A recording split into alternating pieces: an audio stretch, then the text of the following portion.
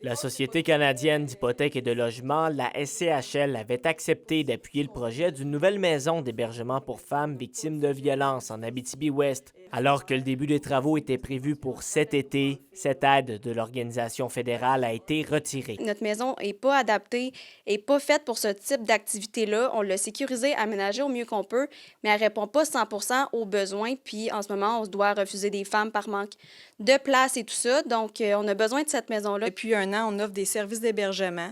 On a fait peu de promotion de nos services d'hébergement parce que dès le jour 1, nos chambres étaient occupées. Sans l'enveloppe de plusieurs millions du gouvernement, l'obtention d'une nouvelle installation pour la maison d'hébergement L'Émeraude serait impossible.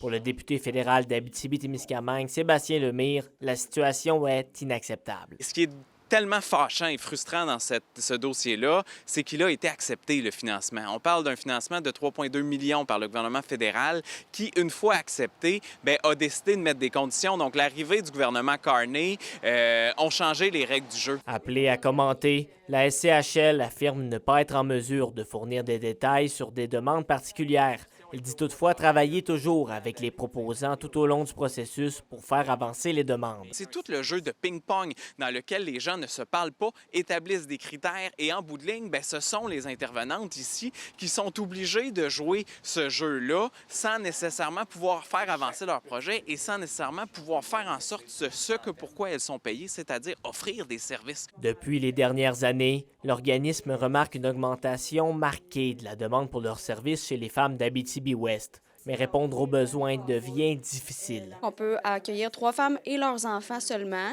C'est déjà mieux que 0, mais notre maison n'est pas adaptée. Ça n'a comme pas de bon sens de pouvoir travailler des années dans ce contexte-là. C'était supposé être temporaire. Les coordonnatrices de la maison d'hébergement L'Émeraude espèrent toujours ardemment que le dossier progresse dans les prochaines semaines.